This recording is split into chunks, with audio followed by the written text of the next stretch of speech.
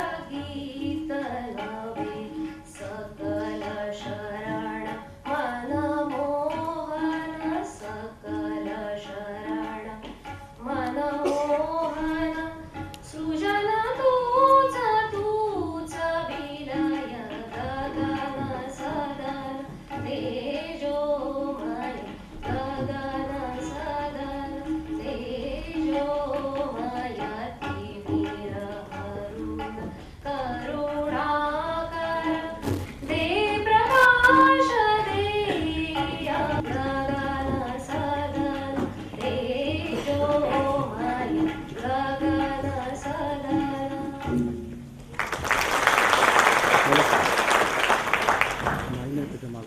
नमस्कार, मी मीना बुर्लेकर आपल्या सगळ्यांचं या कार्यक्रमासाठी मनापासून स्वागत करते. वेगवेगळे कार्यक्रम घेणं ही एक वंचित विकासची खासियत आहे, कारण आम्ही केवळ लोकांच्या प्रेमावर आणि लोकांच्या सहकार्यावरच काम करतो. या निमित्ताने आपली माणसं पुन्हा भेटतात, काहीतरी नवीन विचार सुचतात, देवाणघेवाण होते. आजचा कार्यक्रम ही खूप वेगळा आहे, विशेष आहे आणि खास आहे. निमंत्रण पत्रिका तर आपण पाहिली असेलच. पाटणबोरी हे एक छोटंसं गाव. पुण्याहून पाटणबोरीला जायचं म्हटलं तर 18-19 तास लागतात. या छोट्याशा गावामध्ये वंचित विकास संस्थेने आदिवासी मुलींसाठी एक वसतिगृह सुरू केलं.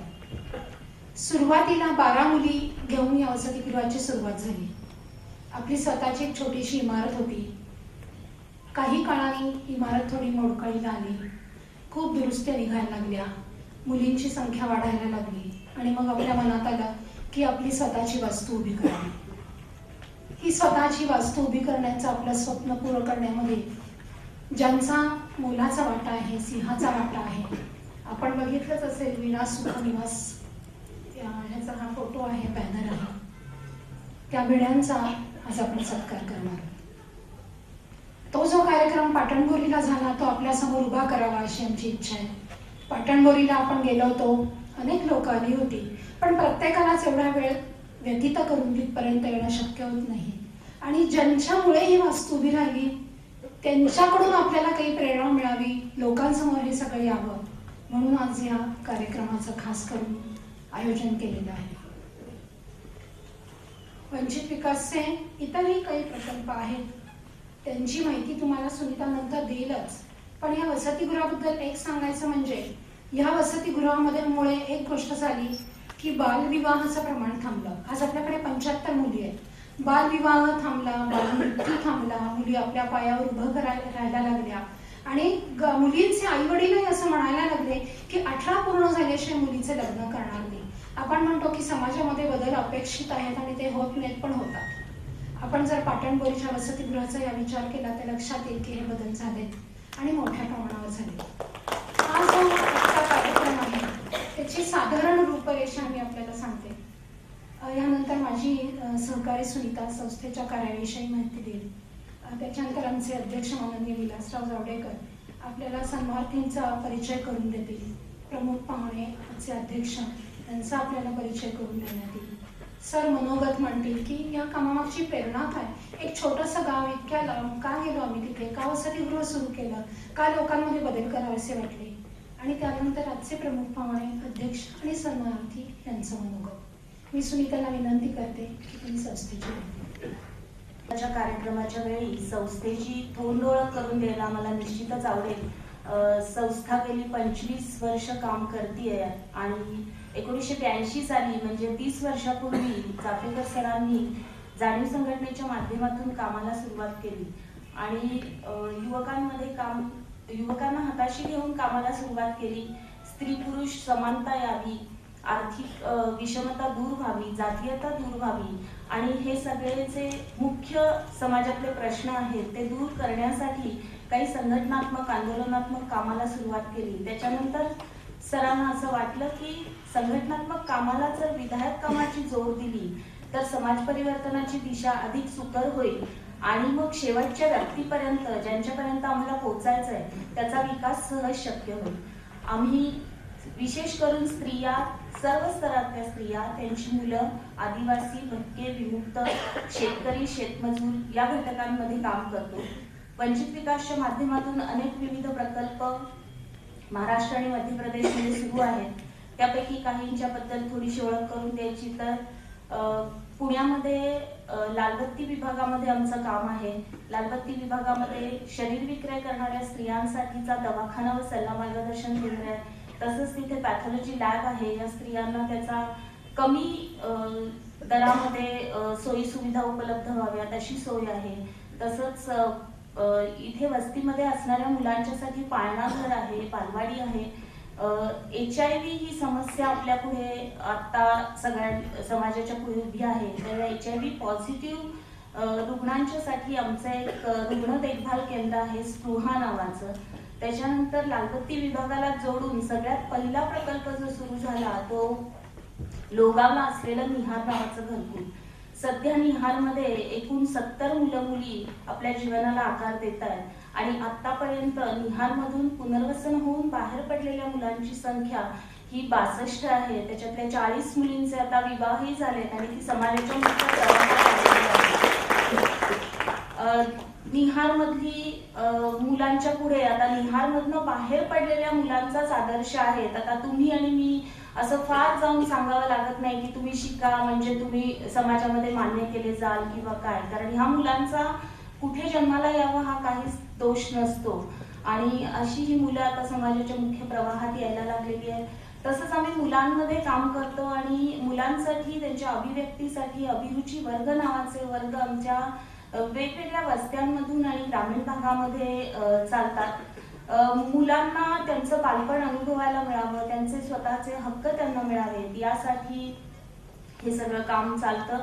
त्याच्यानंतर मराठवाड्यामध्येही आमचं काम आहे. मराठवाड्यामध्ये भूकंप झाला त्या दिवसापासून जाणीव आणि वंचित विकासने काम केलं. आता भूकंपानंतरचं रिलीफ वर्क जे आहे ते पूर्ण झालंय, पण त्याच्यानंतर तिथल्याच गावांचे भूकंपानंतरच्या पुनर्वसनानंतर काही प्रश्न निर्माण झाले, तर तिथल्याच तरुण मुलांना हाताशी घेऊन ग्रामीण विकास प्रकल्पाचं कामही त्या भागात चालू आहे.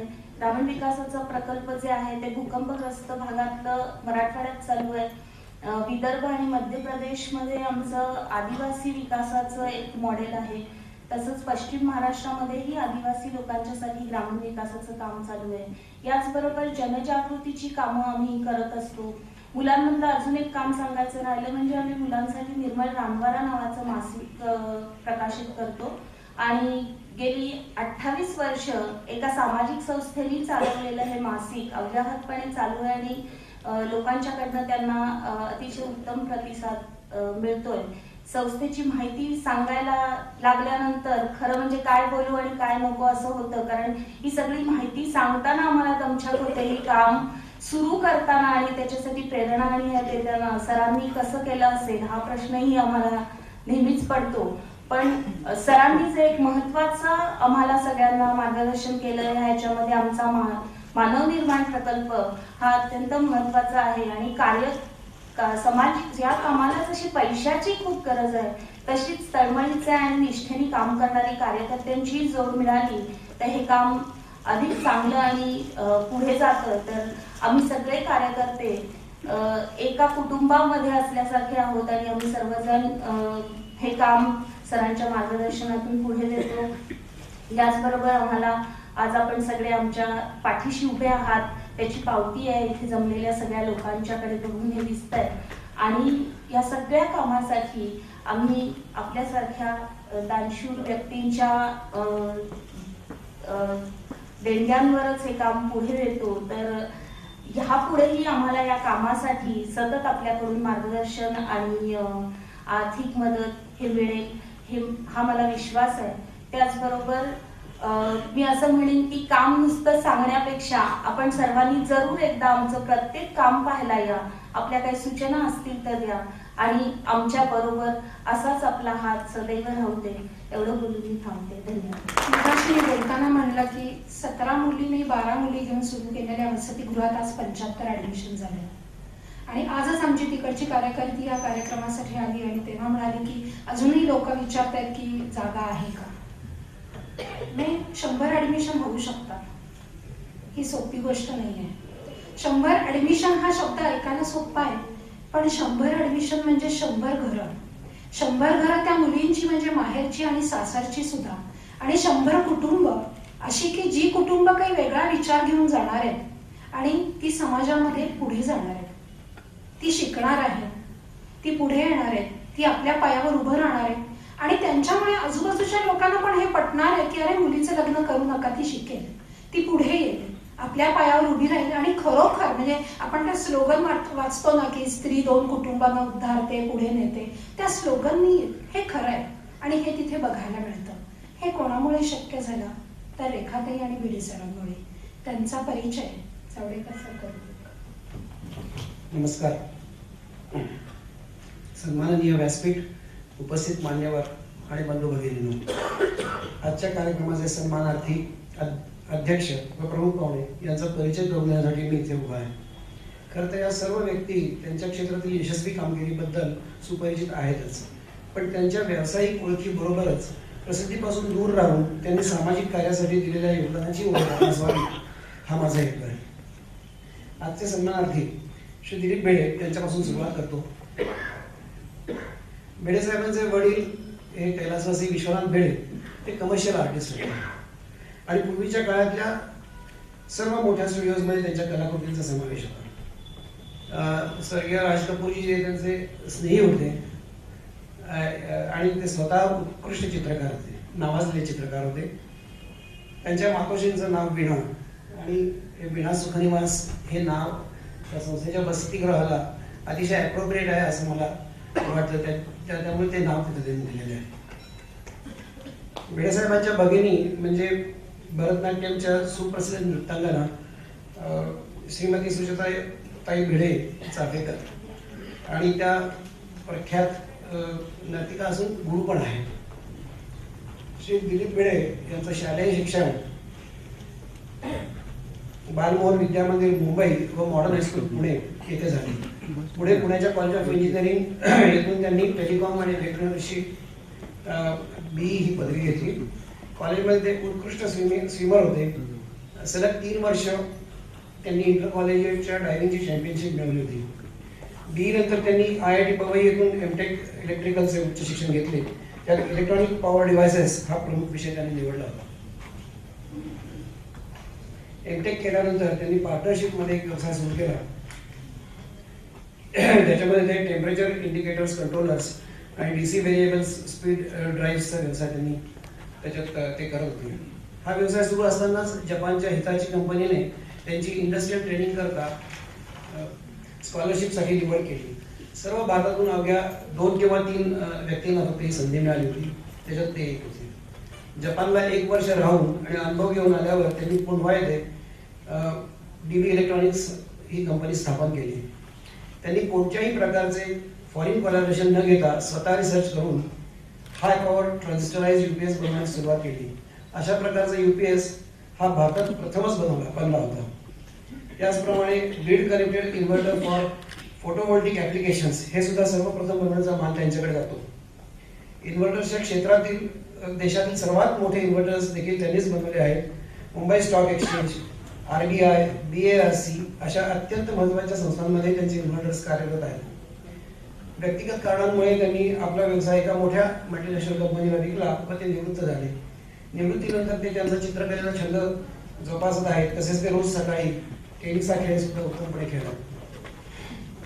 सौ रेखावाहिनींनी भिडे साहेबांना आयुष्यभर उत्तम साथ दिली आहे आणि भक्कम पाठिंबाही दिले आहे.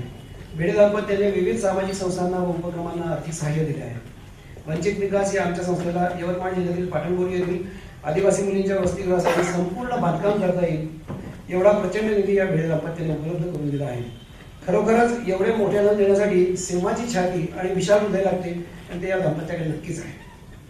याबद्दल त्यांचे कौतुक करावे तेवढे थोडेच आहे. चाफेकरांना मी विनंती करतो की त्यांचे पुष्पगुच्छ देऊन स्वागत करावे.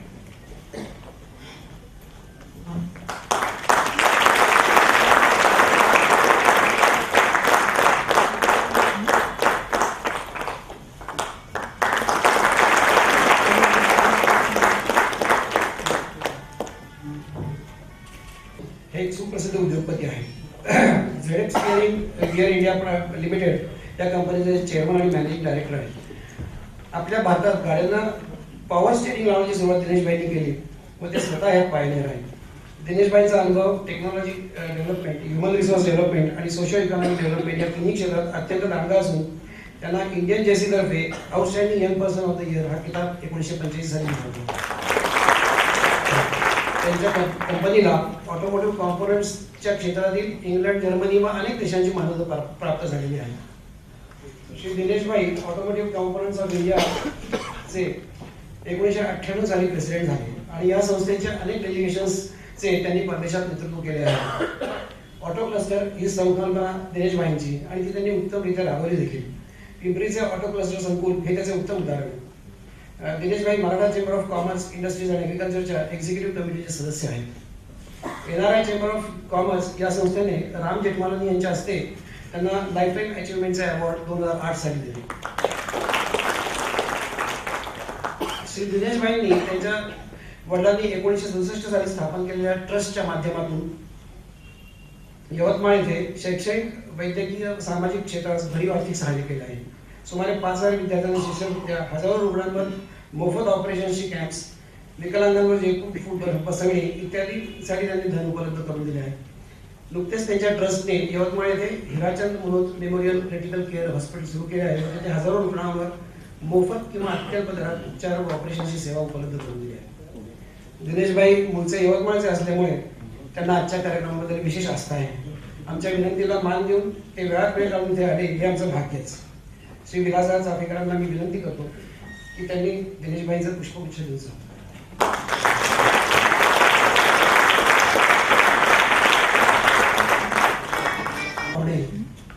अतुल कुलकर्णी यांची मी करून याची काही गरज नाही आहे, पण काही त्यांच्या माहिती नसलेल्या गोष्टी मी तुम्हाला सांगणार आहे आणि त्याचबरोबर काही माहिती असलेल्या सुद्धा सांगेन.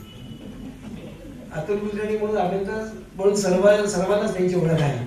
त्यांचे शालेय व कॉलेजमधील शिक्षण हे सोलापूर येथे झाले. पुण्याच्या इंजिनिअरिंग कॉलेजमध्ये ॲडमिशन घेऊनही त्यांनी इंजिनिअरिंगमध्ये विशेष रस असल्याने सोलापूरहून इंग्रजी लिटरेचर घेऊन BA केले. त्यानंतर ते नॅशनल स्कूल ऑफ ड्रामा नवी दिल्ली येथे डिप्लोमासाठी सिलेक्ट झाले. LSCचा डिप्लोमा करून आल्यानंतर त्यांनी व्यावसायिक नाटक व चित्रपट क्षेत्रात प्रवेश केला आणि त्यानंतर त्यांची कारकीर्द ही सर्व परिचित व दैदिप्यमानाशी चालू आहे. त्यांनी आतापर्यंत असंख्य हिंदी, मराठी, तमिळ, कन्नडा, मल्याळम, इंग्लिश वगैरे भाषांतून अभिनेता म्हणून काम केले आहे. त्यांच्या विशेष लोकप्रिय चित्रपटांमध्ये चांदनी बार, हे राम, सत्ता, दिल्ली 6, नटरंग, रंग दे बसंती आणि बेस्ट या चित्रपटांची नावं काही घेता येतील. यापैकी त्यांना चांदनी बार आणि हे राम या चित्रपटासाठी best actor in supporting role Asia Pacific screen award त्यांना मिळाले आहे आणि फिल्मफेअर अवॉर्डसाठी त्यांची 2 वेळा नॉमिनेशन झालेली आहेत. तसेच त्यांना 2 राष्ट्रीय पुरस्कारही मिळालेले आहेत.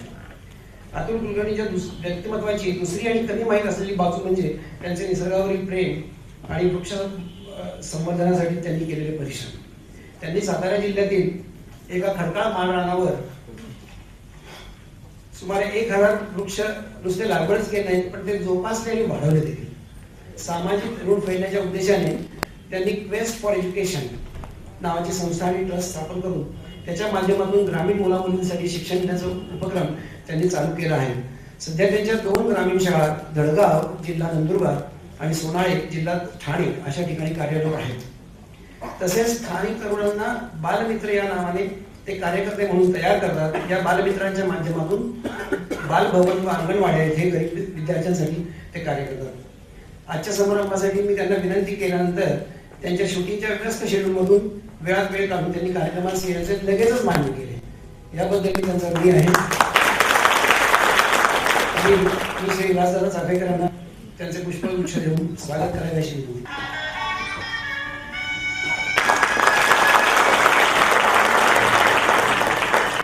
धन्यवाद सर. शेवटच्या व्यक्तीचा विकास हे ध्येय समोर ठेवून चाफेकर सरांनी कामाला सुरुवात केली. शेवटची व्यक्ती म्हणजे कोण, नेमकी कोण? मग ते असंघटित घटक असतील, नाईलाजाने शरीर विक्रय करणारी स्त्री असेल, काही कारण नसताना परित्यक्ता झालेली बाई असेल, किंवा काहीही कारण नसताना HIV ची लागण होऊन HIV म्हणजे काय हे सुद्धा जिला कळत नाही अशी विधवा झालेली बाई असेल, किंवा शहरामधली अशी एखादी बाई की जी खरोखर कॉर्पोरेटमध्ये काम करते पण नवऱ्याने थोबाडत मारली आणि काम जर फाटला तर ते सांगायला ती बाहेर तयार होत नाही, कारण तिला असं वाटतं की आपला स्टेटस जाईल. मग ती आमच्यासारख्या संस्थेत येते आणि मदत मागते. तिला जेव्हा आम्ही सांगतो की तू एक घाबरू नकोस आणि स्टेटसचा विचार करू नकोस, तू माणूस आहेस हे लक्षात घे. ती शिकलेली असते, ती कॉर्पोरेट जगतात काम करत असते, पण आपण माणूस ती विसरलेली असते. पण आम्ही आधी हे सांगतो की बाई तू माणूस आहेस आणि स्त्री पुरुष हे दोघं समान आहे असं आम्ही लोकांना सांगतो. मुलांच्या वरती तर खूप प्रकारचे प्रयोग चांगल्या प्रकारे आणि वाईट प्रकारे होत असतात. पण मुलं म्हणजे नेमकी काय, त्यांच्या गरजा काय, त्यांच्या जाणीवा काय, आणि श्रीमंत असो, गरीब असो, मध्यमवर्गीय असो, नाही तर खालच्या गटातले असो, सगळी माणसं एका स्तरावर समान आहेत हे लक्षात घेऊन कामाचा ज्याने विचार केला. आणि खूप वेळेला असं होतं की फंडिंग मिळतं मग कामाला सुरुवात होते. 25 वर्षांच्या संस्थेला झाली, अनेक मानसन्मान लागले. पण कसं असतं की काही काही कुटुंब अशी असतात की ती खूप नैतिकदृष्ट्या उच्च पातळीवर असतात, पण महिन्याचं भागायचं म्हणजे काय असं त्यांना प्रश्न पडतो. लोकांना तर दिसतं खूप चांगलं, तसंच आमचं पण आहे की आम्हाला खूप विश्वास आहे, आमचं काम चांगलं आहे, लोकांपर्यंत पोचलेलं आहे. पण तत्वानी जेव्हा पण वागतो तेव्हा अनेक प्रकारची ॲडजस्टमेंट इतरांना आमच्यासाठी करायला लागतात, किंवा तत्वानी वागताना आम्हाला अनेक गोष्टी सहजपणे सोडायला लागतात. आणि आजच्या परिस्थितीमध्ये या सगळ्यातनं वाट काढत संस्था चालवणं ही सोपी गोष्ट नाही. आणि ह्याच्यामध्ये फक्त संस्था पुढे नाही न्यायची, माणसं तयार करायची, एका पिढीतून पुढच्या पिढीमध्ये हे जे मानवतेचं रूप लागलेलं आहे, हे जे बीज आहे ते प्रवर्तित झालं पाहिजे असा विचार करणारे चाफेकर सर ते आपले विचार आपल्या समोर मांडते. बऱ्याच वर्षापूर्वी मी एक कादंबरी वाचली होती गोंडी दांडेकरांची, पुणायकाची भ्रमणगाथा. त्याच्या पहिल्याच पानावरती एक वाक्य होतं की कुंतीनं परमेश्वराकडे विपत्ती मागितली आणि परमेश्वर म्हणाला तथास्तु. कशासाठी विपत्ती मागितली?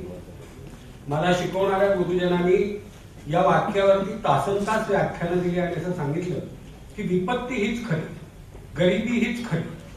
का तर देव आठवतो गरिबीत. आणि कायम आमच्यावर सगळ्यांनी संस्कार असे केले की अंथरूण पाहून हातपाय पसरा. आता महाराष्ट्रातला माणूस हा उंचीने किती 5 फूट 2 इंच, जाऊन तर जास्त नाही उंच. आणि त्याआधी जर हातपाय पसरायचे ठरवले तर त्याला अंथरूण किती 6 फूट तर लागणार. पण नाही, 5 फुटात भागवा.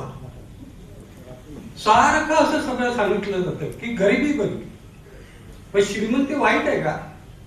मग मनामध्ये श्रीमंत होण्याचे विचार काय येत असतात प्रत्येकाच्या? लॉटरीची तिकीट का काढतात?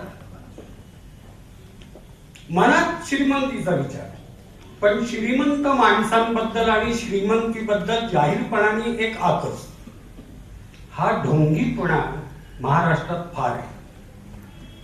हा ढोंगीपणा मला स्वतःला कधीही आवडत नाही. मी स्वतःसाठी कधीही पैसे नाही मिळवले, खरं आहे, पण त्याची कारणं वेगळी होती. पण ज्या वेळेला आम्ही ही सगळी कामं उभी करतो त्यावेळेला त्याला पैसाही लागतोच. निष्ठावान कार्यकर्ते आणि उदार हस्ते मिळालेल्या देणग्या ह्याच्या जोरावरच कुठलीही संस्था समाजाला घडवत असते.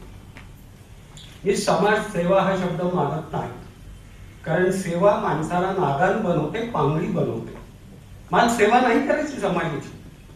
समाजातल्या एक एक माणसाला उभं करायचंय त्याच्या पायावरती, की तो ज्या वेळेला पायावर उभं राहील त्यावेळेला त्या हाताने आकाशामधल्या चांदण्या सुद्धा स्वतःच्या खिशामध्ये भरून घेईल.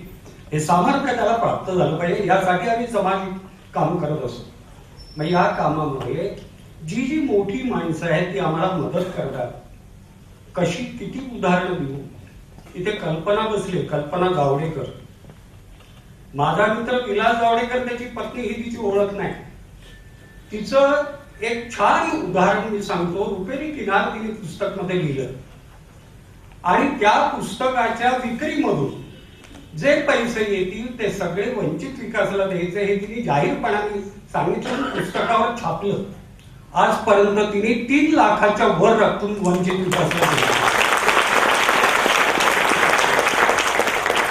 दुसऱ्याचे सन्मानार्थ भिडे साहेब आणि त्यांच्या पत्नी रेखाताई, विलासनी माझी त्यांची ओळख करून दिली आणि मी त्यांच्याजवळ पैसे मागितले की असं असं आहे, साधारणतः 40-42 लाख खर्च येईल. ही जी इमारत आहे त्याची पुढची बाजू मागची बाजू सगळी इथे दाखवली.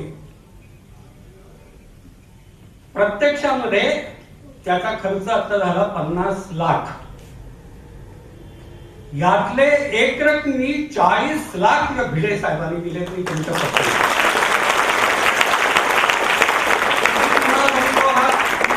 हा माझ्या आनंदाचा क्षण आहे. आनंदाचा क्षण. समाजामध्ये अशा प्रकारची माणसं आहेत म्हणून समाज पुढे जात असतो. आपले जे आत्ताचे अध्यक्ष आहेत मनोज, त्यांचा परिचय करून देताना विलासने सांगितलं की त्यांनी यवतमाळ जिल्ह्यासाठी आणि त्या ठिकाणी समाजासाठी काय काय केलं. मग ही सगळी माणसं पैसा मिळवतात की फक्त स्वतःचं नाव मिळवण्यासाठी करतात का? नाही. जोडून या धन उत्तम विचारे उदास विचारे तेच करे, हे आदर्श या दोघांनी घालून दिले. आणि हेच असायला पाहिजे. प्रत्येकाने श्रीमंत झालं पाहिजे. काय बिघडलं? जाणीवमध्ये तर मी घोषणा दिलेली आहे की हम अमीर बनेंगे. हे ते आमच्या मराठी समाजामध्ये वारंवार असं घोकत राहिलेलं आहे की गरीब राहा, गरिबीत परमेश्वर आठव. याला काही एक अर्थ नाही. स्वकर्तृत्वाने मोठे व्हा, भरपूर पैसा मिळवा आणि तो उदास विचाराने खर्चही करा. त्याच्यात मतलब आहे. इथे अतुल कुलकर्णी आहे. मग सारखं माझं जरा घोटाळा होतोय, त्याला ए म्हणावं का अहो म्हणावं?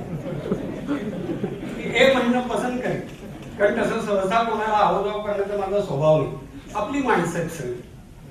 आता हा अतुल कुलकर्णी अभिनयामध्ये इतका गाजलाय,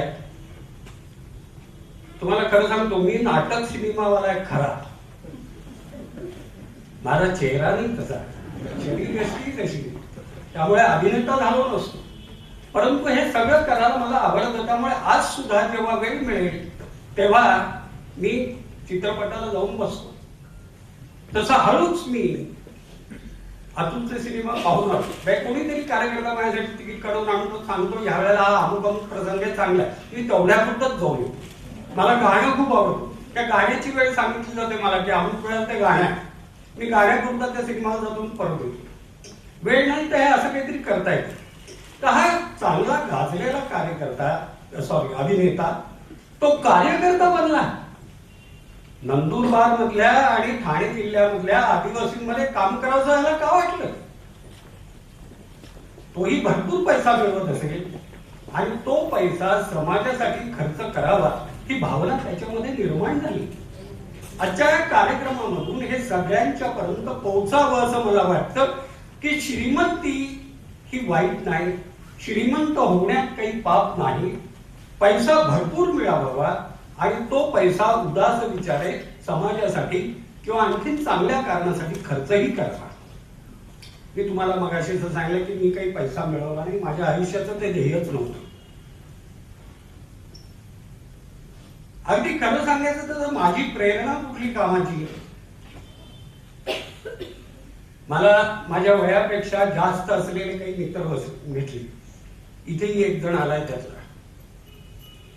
या मित्रांनी खरं म्हणजे मला चावी लावली. खरं सांगायचं तर हा शब्द मला योग्य वाटतो, चावी लावली. ते मित्र काही स्वतः सामाजिक कारणात उतरले नाही, त्यांचे संसार त्यांनी सुखाने केले. पण त्यांनी जो विचार माझ्यामध्ये बिंबवला होता, इंजेक्ट केलेला होता की आपण समाजाचं काही देणं लागतो, करायला पाहिजे काहीतरी समाजासाठी, हा विचार माझ्यामध्ये रुजवण्यासाठी ज्यांनी प्रयत्न केले असे काही मित्र. आणि दुसरं मी प्रत्यक्ष अनुभवातूनच शिकलो. मी मुंबईचा राहणार, तिथल्या सायन हॉस्पिटल, केईएम हॉस्पिटल यांचं कायमचं गिऱ्हाईक, कारण तब्येत चांगली नसायची. आणि ह्या रुग्णालयांमधून संबंध भारतभरातली माणसं यायची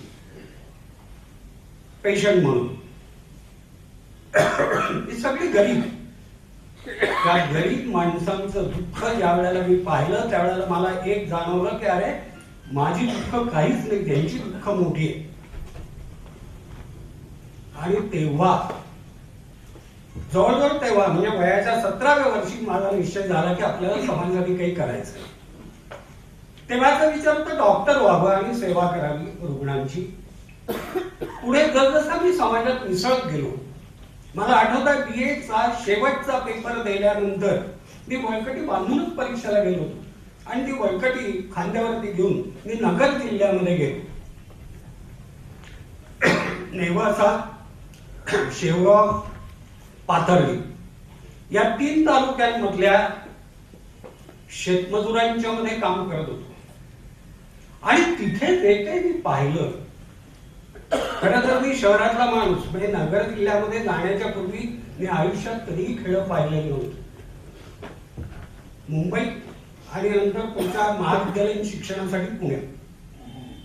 पण या खेड्यांमध्ये गेल्यानंतर माझ्याच या देशवासियांचं जे जीवन आहे ते जीवन पाहिल्यानंतर अंगावरती काटा आला. बोधेगाव तालुका शेवगाव तिथलं एक उदाहरण सांगतो. आता बोधेगाव मोठं झालं. मजुरांच्या मध्येच काम करत असल्या कारणाने रात्री कुठे राहायचा हा प्रश्न असा.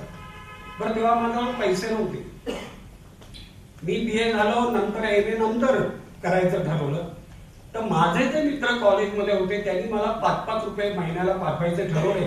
असे 25 रुपये मला यायचे आणि त्याच्यामध्ये मी सगळा कारभार करायचो. त्यावेळी बरंच चालत हिंडायचं. लॉज बी आता खेड्यामध्ये लॉजचा संबंधच नव्हता, लोकांच्याच कडे कुठेतरी राहायचं. तिथे एका मजुराच्या घरी मी राहिलो त्या दिवशी.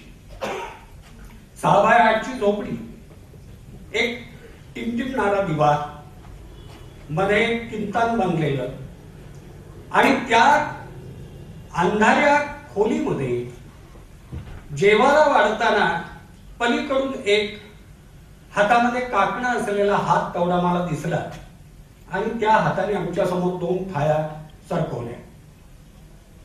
ते भयंकर बेचैन झालो, कारण ही बाई काही मराठा सायण्य कुळातली नव्हती. सायण्यकुळी मराठातली बाई कधी इतरांच्या समोर येत नाही, पण ही तर दलिताची बाई आहे. ठिकाणी माझ्या समोर आली. खूप अस्वस्थ झालो. कसा बसा जेवलो, कसा बसा झोपलो, झोप नाहीच आली. सकाळी ज्या वेळेला ST वरती पोहोचवण्यासाठी तिचा नवरा मजूर माझ्या बरोबर आला, तेव्हा मी त्याला विचारलं की अरे कोण होतं घरात? तो म्हणाला माझी अस्तुरी होती. अस्तुरी म्हणजे बायको. मग म्हटलं ती माझ्यासमोर का नाही आली? तुमच्याकडे अशी पद्धत आहे का की परक्या माणच्या समोर जायचं नाही? तर म्हणाला तिला एकच साडी आहे. दिवसा शेतामध्ये काम करायला जाताना ती घालते आणि रात्री धुवून ठेवते. अशा स्थितीत ती तुमच्या समोर कशी येईल? तो एक प्रसंग संबंध माझ्या आयुष्याला कलाटणी देणारा ठरला. भारतातलं दारिद्र्य म्हणजे काय, बेरोजगारी म्हणजे काय, लोकांची अगतिकता म्हणजे काय, हे सगळं त्या प्रसंगाने मला शिकवलं. मी मार्क्स नंतर वाचला, दांडेकर रथ हेही नंतर वाचले, पण ते बरं झालं नंतर वाचले. या घटनेमुळे मला ते समजायला फार सोपे गेले. आणि मग तेव्हापासून एक ठरवलं की आपल्याला जे काम करायचं आहे ते समाजामधले असे जे गरीब लोक आहेत, अंधापंग नाही आहेत, आजारी नाही आहेत, त्यांची सेवा नाही करायची आहे, पण ते परिस्थितीने गांजलेले आहेत, अगतिक आहेत, हताश आहेत आणि म्हणून स्वतःच्या भविष्याची दोरी त्यांनी देव किंवा दैव यांच्या हातामध्ये सोपवलेली आहे. तिची दैवाधीन जनता आहे, त्यानं पायावर उभं करायचं आहे. आणि म्हणून मग कामाला सुरुवात केली. अडचणी खूपच होत्या. माझी स्वतःची तब्येत तेवढी चांगली नाही, मी दिसायला व्यवस्थित आहे, परंतु इतके आजार की पुन्हा सर्वसामान्यांच्या रुग्णालयामध्ये मला ऍडमिट व्हायला लागायचं. हे एकीकडे. आणि एकीकडे एक लक्ष द्या, पुण्यामध्ये जेव्हा आलो तेव्हा पुण्यामध्ये मला राहायलाही जागा नव्हती. सदाशिव पेठेतल्या देशमुख वाडीमध्ये कोणाच्या तरी माळ्यावरती मी झोपायचो. अट अशी होती की सर्वजण झोपायच्या आत तुम्ही वरती जायचं आणि सर्वजण उठल्यानंतर खाली यायचं. मला लहानपणापासून डायबिटीस, लघवीला बऱ्याचदा जायला लागणार, काय होत असेल, इथपासून ते सगळे हाल अपेक्षा. शिकलो भरपूर, पण एक सांगतो, पदवी कधी मी लावत नाही, मला लाज वाटते त्याची. कारण ज्या वेळेला शेवटची पदवी घेतली त्यावेळेला असं लक्षात आलं की आपल्याला समजलेलं उमजलेलं ज्ञान हे फार थोडं आहे आणि न समजलेलं अभाग आहे. कशाच्या पदव्या मिळवायच्या मी, म्हणून पदवी लावत नाही, एवढंच, बाकी काही नाही. ह्याचा मला अहंकार नाही काही. गरज होती म्हणून नोकऱ्या केल्या. शेवटची नोकरी अशी होती की मी अगदी सर्वोच्च पदाला होतो. 82 साली ती सोडली. त्यावेळेला 11,000 रुपये फक्त हातामध्ये होते. त्यातले रानमालासाठी ठेवले 5,000 आणि 6,000 ठेवले जाणीव वंचित विकासासाठी आणि कामाला सुरुवात केली. 1.5 वर्ष मी खायचं. मला अजून आठवत आहे, सदाशिव पेठेमध्ये पेशवाई नावाचं एक हॉटेल होतं. आता पेशवाई नावाचं साडीचं दुकान आहे. त्या पेशवाई हॉटेलमध्ये 2 पावाच्या स्लाइस आणि एक रस्सा असं मिळायचं 8 आण्याला. दिवसभरात तेवढंच खायचं. असं वर्ष काढलं. मग माझ्या मित्रांना कळलं, त्यांनी मला मदत दिली. किती जण उभे राहिले. मग आधी सांगतो सहजपणाने नाव डोळ्यासमोर आलं म्हणून देवदत्त दाभोळकर, पुणेकरांचे नाव नक्कीच माहिती असेल, पुणे विद्यापीठाचे माजी कुलगुरू. त्यांना जेव्हा हे कळलं तेव्हा ते माझं राहण्याचं ठिकाण त्यावेळेला त्यांच्या घराच्या जवळ होते. खोली होती माझी, तिथेच ऑफिस, तिथेच माझा सगळा गोतावळा आणि तिथेच पाहुणे राहून. तर ते एक दिवस सकाळी सकाळी माझ्याकडे आले. मला म्हणाले, विलास माझ्यासाठी चहा कर. चहा केला आणि जाताना ते माझ्या टेबलावर 1,000 रुपये ठेवून गेले. ते म्हणाले, जोपर्यंत तुझी गरज आहे तोपर्यंत ह्याच तारखेला मी तुझ्याकडे येऊन पैसे देत जाईल. त्या अशा सगळ्या लोकांनी मला जगवलंय. त्यात काही विशेष काही नाही. मला स्वतःला मी कसा त्याग केला असं वाटत नाही. मी माझं कर्तव्य करतोय आणि आता तर खरं सांगू का, जसं जगावं असं आपल्याला वाटतं तसा प्रकारचं आयुष्य जगण्याची संधी आयुष्यात किती लोकांना मिळते, मला ती मिळाली. त्यामुळे आयुष्यातला सर्वात सुखी कोणी जर असेल तर मी आहे. माझ्याकडे काही नाही, पण मला या समाजासाठी झिजायचं होतं, या समाजासाठी काम करायचं होतं, लोकांना उभं करायचं होतं. मगाशी सुनीतांनी सांगितलं, त्या निहार उभं करण्यासाठी किती कष्ट केले. सुरुवातीला कार्यकर्त्यांचं मानधन द्यायला पण माझ्याजवळ पैसे नसायचे. अनेक रुग्णालयांमध्ये मी जाऊन उभा राहिला की माझं रक्त घ्या, पण त्याला रक्त दिलं तर पैसे मिळायचे. ते पैसे मी कार्यकर्त्यांच्या मानधनासाठी वापरले, पण हे फुकट नाही गेलं. आज ज्या वेळेला निहारची अनेक मुलं अशी ताट मानाने उभी राहतात, मुली छानपैकी जगतात, समाजाने त्यांना स्वीकारलाय. ज्या लोहगावमध्ये मला मारहाण झाली की इथे तुम्ही हे घाण का आणली म्हणून, त्या लोहगावच्या सरपंचांनी आपल्या मुलासाठी आमची मुलगी मागून घेऊन लग्न केलं. हा समाजाचाही मोठेपणा आहे.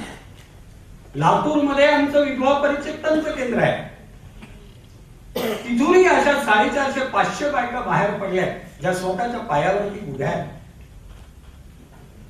पाटणबोरीला, आता पाटणबोरीला मी कसा गेलो, मुंबईच्या अध्यक्षांनी मला प्रश्न विचारला, तिकडे कसं काय तुम्ही पोहोचलात. 89 सालापासून मी त्या भागात फिरत होतो, पण तिथल्या आदिवासींची मला माहिती होती. चंद्रपूर जिल्ह्यामध्ये बाबा आमटे काम करत होते, पण अमरावती आणि यवतमाळमध्ये तसं फारसं कोणी काम करत नव्हतं. आजही फारसं कोणी नाही. अमरावती जिल्ह्यामध्ये मेळघाटच्या जंगलात काम करायला सुरुवात केली. तिथलं कुपोषण पाहत होतो. त्याच्याबद्दल मी जेव्हा भाषणांमधून मांडायला सुरुवात केली, माझ्या असं लक्षात आलं की भरा अनेक संस्था तिथे आल्या आणि अनेकांनी काम सुरू केलं. मग माझ्या लक्षात आलं आपली आता इथे काही गरज नाही, मी तिथून बाहेर पडलो. पण यवतमाळमध्ये फारसं कोणी नव्हतं आदिवासींमध्ये. मग तिथे अगोदर मजुरांसाठी काम सुरू केलं. मजुरांना वन खात्यामध्ये काम मिळवून दिलं. त्यावेळेचा एक प्रसंग सांगतो. सगळ्या ठिकाणी म्हणजे अगदी पुणे शहरापासून ते मध्य प्रदेश मधल्या छिंदवाडा जिल्ह्यापर्यंत आम्ही काम करतो. हे कधी एकटा करत नाही. माझी एवढी ताकदच नाही. मला असंख्य हात आहे, ते म्हणजे आमचे कार्यकर्ते. आणि या कार्यकर्त्यांना मी देऊ काय शकतो? फक्त प्रेम देऊ शकतो. त्यांना गरजे इतका पैसा सुद्धा मला देता येत नाही. पण हे कार्यकर्ते तिथे निष्ठेने काम करतात. एकदा मी भेट द्यायला म्हणून तिथे गेलो तर तिथला जो आमचा कार्यकर्ता होता तो एसटी स्टँडवर आला आणि त्याची माझ्या कमरेला घट्ट मिठी मारून धाय मोकळून रडायला लागला. म्हटलं काय रडतो? काय झालं? कोणी मारहाण केली का? तो म्हणाला नाही साहेब, मी गोष्ट जी सांगतोय ती 92ची सांगतोय. तो म्हणाला या भागातले आदिवासी झाडाची पानं तोडून उकळून खातात हे माझ्या तरी मला पावलं नाही आणि म्हणून तो रडत होता. 21व्या शतकाच्या उंबरठ्यावर असणारा महाराष्ट्र प्रगत विभाग यातली स्थिती आहे. आजही फारसा बदल नाही झाला. म्हणून तिथल्या मजुरांची सगळी काम करत होतो. आणि त्यानंतर लक्षात आलं, खेड्या खाड्यामध्ये हिंडत होतो तेव्हा असं लक्षात आलं की कोडावरती शाळा जी असते ती 4थी पर्यंत असते. म्हणून मुली शाळा शिकतात आणि त्यानंतर त्या कुठे जातच नाही. कारण का? आश्रमशाळा आहेत शासनाने उभारलेल्या. मुलगे जातात, मुली जात नाही. का नाही जात? खूप चौकशी केली पण आदिवासी बोलत नाही. मला वाटतं तुझाही हा अनुभव असेल. आदिवासी खुलेपणाने काही बोलत नाही. सर्व दुःख तो त्याच्या हृदयामध्ये आवळून ठेवतो आणि एकदाच तेव्हा तरी त्याचा आक्रोश होतो. ही आदिवासींची परिस्थिती आहे. ते मला काही सांगेना. शेवट आश्रमशाळेत गेलो, चौकशी केली आणि तेव्हा 92 सालचं सांगतोय की तेव्हा मला हे कळलं की आश्रमशाळेमध्ये 7 मुलींवरती बलात्कार झाले. बलात्कार करणारे शिक्षकच होते. अरे बाप कसा पाठवेल मुलीला तिथे? किती गरीब असला तरी त्याला आपल्या मुलीच्या आबरूची चिंता असते आणि म्हणून तो नाही पाठवणार. मग म्हटलं यासाठी काहीतरी केलं पाहिजे. मजुरांच्या मधलं काम तसं एकीकडे चालू ठेवलं आणि एकीकडे विचार करायला लागलो की आपल्याला इथे वसतिगृह तरी उभं करायचं. शाळा नाही चालवायची. शाळा चालवणाऱ्या अनेक संस्था असतात. मग खेड्यात जाऊन पालकांना भेटलो आणि म्हटलं केवळ मुलींसाठी वसतिगृह काढलं तर तुम्ही मुलींना पाठवाल का? हो म्हणाले. आणि तुम्हाला सांगतो एका छोट्याशा खोलीमध्ये 12 मुलींना घेऊन तिथलं वसतिगृह सुरू केलं. तिथलाही अनुभव असा, एका वाड्यातली छोटी खोली होती. मागच्या भागात ते कुटुंब राहत होतं. त्या कुटुंबातले सगळे लोक शेतावरती कामाला गेले की तिथला एक प्रौढ हा येऊन बघायचे आमच्या खोलीत. त्या 12 मुलींकडे टकाटका बघत. काय आहे? मी त्याला विचारलं तुला मुली पाहिजे नाहीत का? तो म्हणतो माझ्या मुली, पण ह्या तुमच्या आहेत. म्हणजे समाजाच्या आहेत. आणि ज्या समाजाच्या आहेत त्यांच्याकडे पाहण्याचा कोणालाही अधिकार आहे. इतका वैतागलो की त्या दिवशी मुलीला घेऊन तिथून बाहेर पडलो. मग एक मला ठिकाण दिसलं की तिथे मैदानी आहे आणि इमारती आहे जुनी. ती खरेदी करायची ठरवली. मुंबईमधले एक वामदेवराव देवस्थळी नावाचे व्यापारी ते माझ्या ओळखीचे होते. त्याने म्हटलं एकदा आमची कामं बघा. ते आणि मी यवतमाळला आलो. एका लॉजवरती उतरलो. हा माणूस वामदेवराव देवस्थळी अतिशय हुशार आणि चिकित्सक मला म्हणाले की तुम्ही इथेच लॉजवर थांबा, मी जाऊन येतो पाटणकोरीला. आणि पाटणकोरीला जाऊन ते पाहून आले. कार्यकर्त्यांना भेटले. संध्याकाळी परत आले.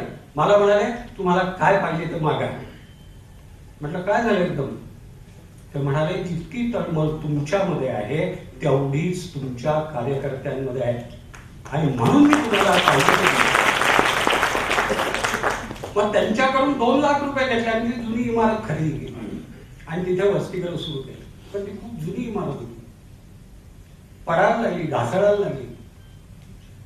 धड संडास नाही, धड पाणी नाही, अशी स्थिती होती. इथे हे ते सगळं लावलेत ना दोन्ही बाजूला, त्याच्यामध्ये ती जुनी इमारत त्या तिथे सर्वात वरती जुनी इमारत आहे. मग असं ठरवलं की आता हे नवीन काम केलं पाहिजे. विलासला सांगितलं, विलास ते उल्लेख मी आरेतुरे करत आहेत, म्हणजे आमच्या संस्थेच्या मीटिंग मध्ये मी अहो म्हणतो, बाकीच्या ठिकाणी ए विलास म्हणतो, तो आमचा अध्यक्ष आहे. त्याला म्हटलं हो असं असं माझ्या डोळ्यासमोर काय करायचं. मग त्यांनी भिडे साहेबांची भेट करून दिली. मग भिडे साहेबांच्या घरी सुद्धा मी जाऊन आलो, त्या पती पत्नींची ओळख आहे. मी विलासला सहज म्हटलं अरे तू सांगतोस हे एवढे श्रीमंत आहेत आणि किती साधे आहेत. खरंच ते वैशिष्ट्य आहे, साधे आहेत, सज्जन आहेत, कलाकारी आहेत. तेव्हा भिडे साहेबांच्याकडे मग शब्द टाकला आणि भिडे साहेबांच्या म्हणण्यामुळे ही इमारत उभी राहिली.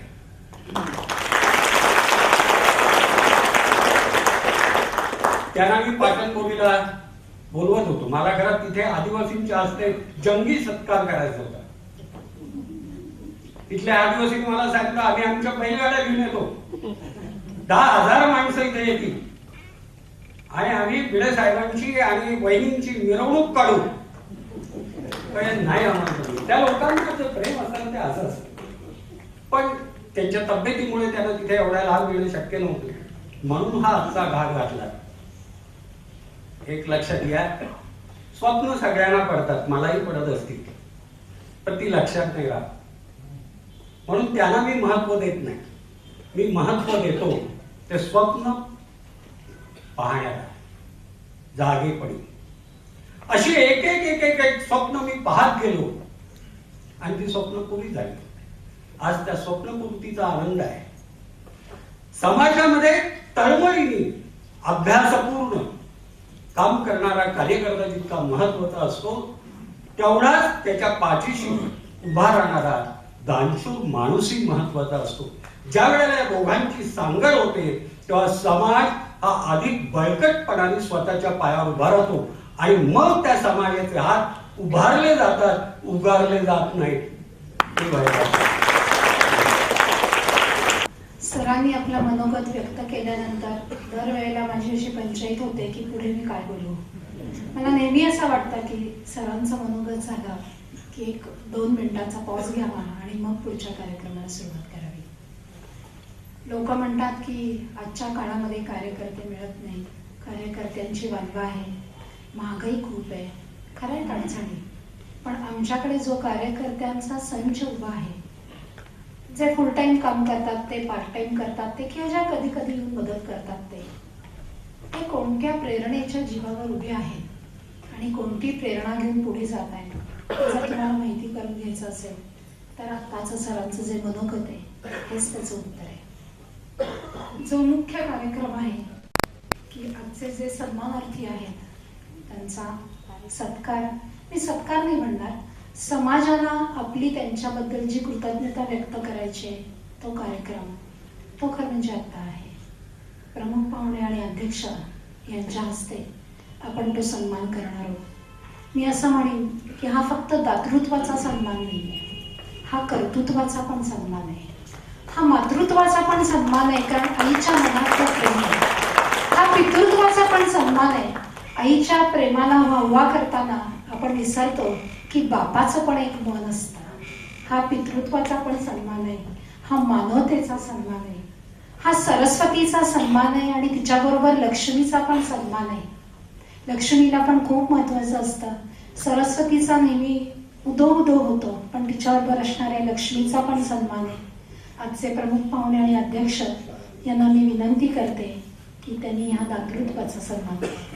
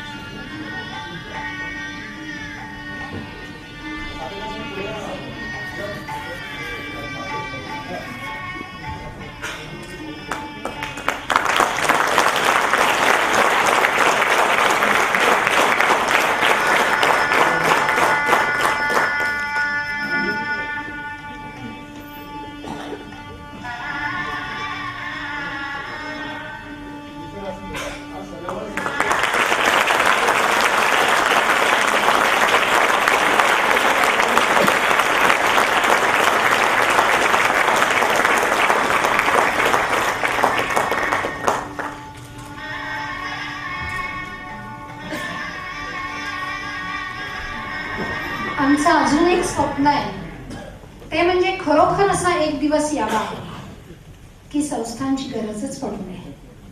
जे सामाजिक प्रश्न आहेत ते सगळ्यांच्या मदतीने आपोआप सुटावे. आपण सगळे मनाने, शरीराने, आर्थिकपणाने सगळ्यांनीच सक्षम व्हावं. मला खात्री आहे कधीतरी नक्की पूर्ण होईल. आजचे जे सन्मानार्थी आहेत त्यांनी आपलं मनोगत व्यक्त करावं अशी विनंती.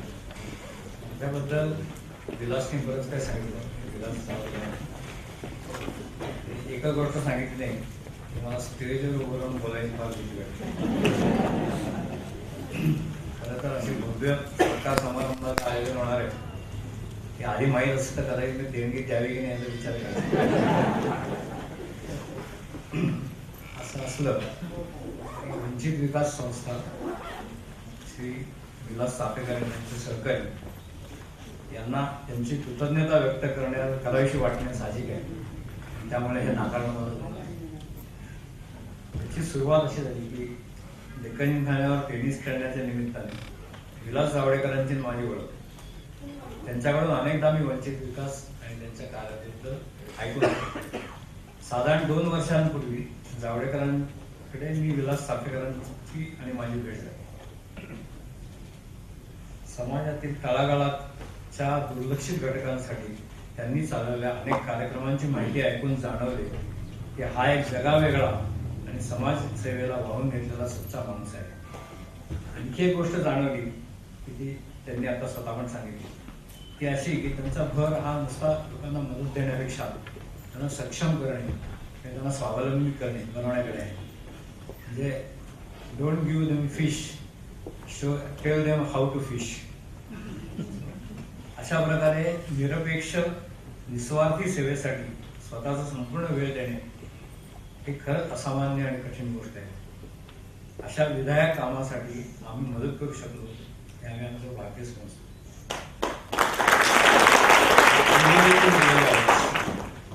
धन्यवाद. कार्यक्रमाची अशी एक पद्धत असते की प्रमुख पाहुणे आणि अध्यक्ष यांचं स्वागत आणि मग झालं, मग नंतर त्यांची भाषणं वगैरे वगैरे. पण आज आम्हाला आवर्जून असं वाटलं की जे प्रमुख पाहुणे आणि अध्यक्ष आलेले आहेत त्यांच्याबद्दलही आपण कृतज्ञता व्यक्त करावी, एक सत्कार करावा. याचं कारण खूप वेळेला समाज संस्थेची माहिती सांगताना असं लक्षात येतं की अरे तुमचं काम थोडंसं वेगळं वेगळं आहे. म्हणजे एकदम अपील होणार म्हणजे अनाथाश्रम असला की लोकांना आवडतं, पण परित्यक्ता विधवा, HIV पॉझिटिव्ह, शरीर विक्री करणाऱ्या स्त्रिया त्यांना पण आम्ही देणगी द्यायची का, समाज प्रबोधन होतं का, खरंच गरज आहे का. पण नाही, हे पण लोकांना पडतं, लोक मानतात, त्याच्यासाठी आवर्जून वेळ काढून येतात आणि आमच्याबरोबर उभे राहतात. म्हणूनच आम्ही 2 पावलं पुढे जाऊ शकतो. चाफेकर सरांना, जावडेकर सरांना मी विनंती करते की आजचे प्रमुख पाहुणे आणि अध्यक्ष आहेत त्यांचा सत्कार करते.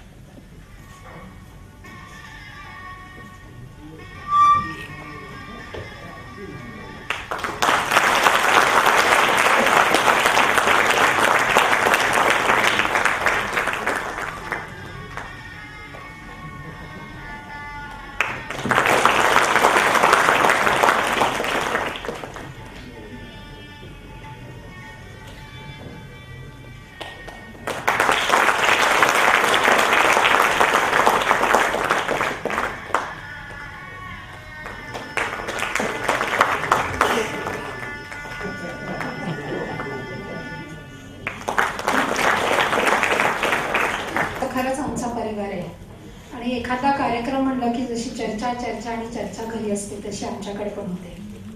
जेव्हा हा कार्यक्रम ठरला, जावडेकर सर आले, त्यांनी आम्हाला सांगितलं प्रमुख पाहुणे अध्यक्ष असं तसं सगळं. आणि त्यात त्यांनी एक सांगितलं की अतुल कुलकर्णी फार सुंदर बोलतात. आम्हाला सगळ्यांना खूप आश्चर्य वाटलं, पण ते म्हणाले नाही हो तुम्ही ऐका तर खरं, बघूयात, ऐकूयात. 100वी सेंचुरी करायला 1 वर्ष का लागलं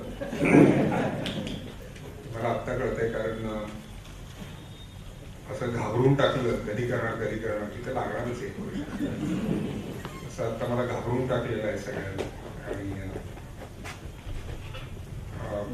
हे पहिल्यांदा डोक्यातनं काढून टाका, ऐकलेलं सगळं विसरून जा की मी चांगलं बोलतो वगैरे, असं काही नाही आहे.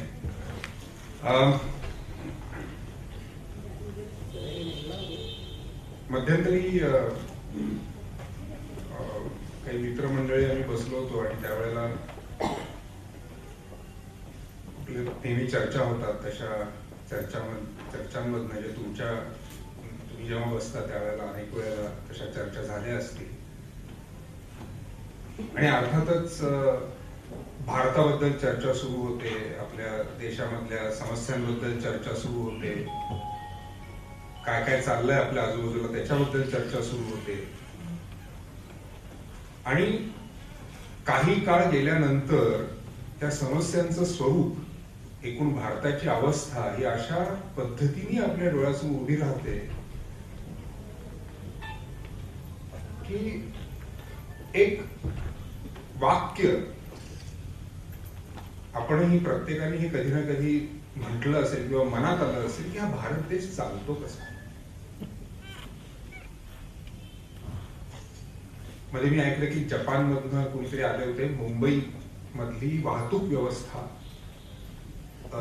कशी असावी वगैरे ही सगळं बघायला आणि सल्ला द्यायला वगैरे आले होते. काहीतरी वर्षभर वगैरे त्यांनी अभ्यास केला म्हणे आणि जाताना म्हणाले हे इम्पॉसिबल आहे,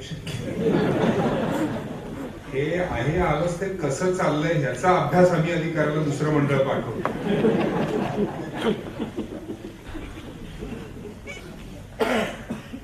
पण ह्या गोष्टी सगळं हे सत्य, यातल्या दोन्ही बाजू तितक्याच खऱ्या आहेत. ही अशक्य वाटाव्यात अशा स्वरूपाच्या, अशा मॅग्निट्यूडच्या समस्या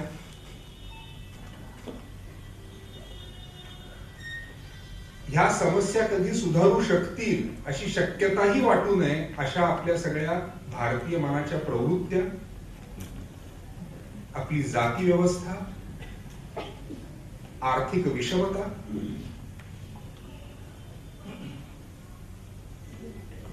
आणि बहुतेक सगळ्या आपल्या पॉप्युलर ज्या लोकप्रिय अशा आपल्या मुवमेंट्स आहेत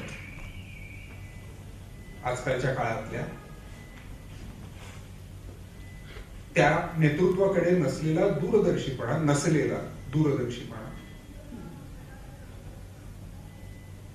हे सगळं बघितल्यानंतर खरोखर हा देश गेली 60-70 वर्ष लोकशाही टिकवून कसा काय चाललाय हे खरोखर त्याचा प्रश्न पडावा हे खरंच आहे. त्याचा विचार करताना मला काही 2-4 गोष्टी वाटल्या की ज्याच्यामुळे मला असं वाटतं की हा देश नुसता चालू नाहीये तर प्रगती पथावर आहे. गेल्या काही वर्षात जे आपल्याला विकास दर म्हणा, आणखीन काही येणारा पैसा म्हणा, कुठेही आता पुण्यातनं या रस्त्यावरनं त्या रस्त्यावर गेलं तर 5-5 वर्षाला ओळखू येत नाही एवढी प्रगती. आणि यातली सगळीच प्रगती काही फॉल्स नसेल, काही प्रगती खरी पण असेल. आजूबाजूचे आपले जर देश बघितले, आपल्या आसपासचे जे सगळे विकसनशील देश आहेत त्यांच्यामध्ये जर समस्या बघितल्या, राजकीय असो सामाजिक असो, त्या मनाने आपण प्रचंडच उत्तम स्थितीत आहोत. मला त्याची काही 2-4 कारणं वाटतात. पहिलं एक कारण म्हणजे आपल्याकडे आजकाल तर फॅशनच झाली राजकारण्यांना शिव्या द्यायची. मला राजकारणाविषयी आणि राजकारण्यांविषयी भारतातल्या खूप प्रेम आणि मी अत्यंत सिन्सिअरली म्हणतो, याच्यात कुठेही सार्कॅझम नाही. भारतासारखा देश चालवणं सोपं नाही, अजिबात सोपं नाही. एक अमेरिकेचा राष्ट्राध्यक्ष निवडणुकीला उभा राहिला आणि त्यांनी चेंज असा एक शब्द उच्चारला तरी त्या देशाच्या प्रत्येक नागरिकाला तो काय म्हणतोय हे जसेच्या तसं कळतं. आमचा पंतप्रधान जेव्हा एक वाक्य बोलतो तेव्हा कमी कमी 32 भाषांमध्ये ट्रान्सलेट व्हावं लागतं. ते भाषांतर करणारा माणूस कसा आहे ह्याच्यावरती ते अवलंबून की माझा पंतप्रधान जे बोलतो ते मला नीट कळले का नाही कळले, ते माझ्या पंतप्रधानावरती अवलंबूनच नाही. बरं, ह्यात परत कंडिशन्स आले की मला वाचता आलं पाहिजे ते भाषांतर, ऐकण्यासाठी माझ्या घरात रेडिओ किंवा टीव्ही पाहिजे, हेच आमच्याकडे निम्म्या भारतात नाही. एवढं सगळं करून मी कुठल्या जातीतला माझा पंतप्रधान बोलतोय, कुठल्या प्रांतातला माझा पंतप्रधान किंवा मुख्यमंत्री बोलतोय हे बघून मी ठरवणार किंवा बरोबर बोलतो की इतकं सगळं कॉम्प्लिकेटेड असताना एका वाक्याबद्दल मी बोलतोय. आणि ह्या अशा पद्धतीचा देश चालवणं ही सोपी गोष्ट नाही. भ्रष्टाचार नाही का आहे, परंतु माझ्याशी ठाम समजूत आहे की 100% राजकारणी किंवा ब्युरोक्रॅट्स, नोकरशाही घ्या, पोलीस घ्या, कुणी घ्या, 100% सगळे 100% भ्रष्टाचारी नाही नसतात. कुठे ना कुठे कुणी ना कुणी ह्या सगळ्या ह्या ज्या संस्था आहेत त्यातली म्हणजे राजकीय जी मंडळी आहेत कुठे ना कुठे काही ना काही चांगली कामं करत असतात. भाग एक, जरी भ्रष्टाचार करत असले तरी 8 वाईट कामं करत असले तरी त्यातली 2 काहीतरी त्याच्या मागे चांगली कामं करत असतात. हे सांगण्याची पाळी याच्यासाठी येते कारण आपल्याला फक्त निगेटिव्ह तेच बघणं असं चाललंय. आपल्याला किंमतच नाहीये की 60 वर्ष अरे आपण लोकशाही आपण टिकवलेली आहे या देशामध्ये आणि प्रगती करतो आहोत. काही ना काही आहेत समस्या, नाही अशातला भाग नाही, भ्रष्टाचाराचं समर्थन पण नाही, परंतु त्याचबरोबर ही जी पॉझिटिव्ह गोष्ट आहे त्याच्याकडे संपूर्ण दुर्लक्ष गेल्या वर्ष 1.5 वर्षात तर फारच झालंय. कारण तुम्हाला माहिती,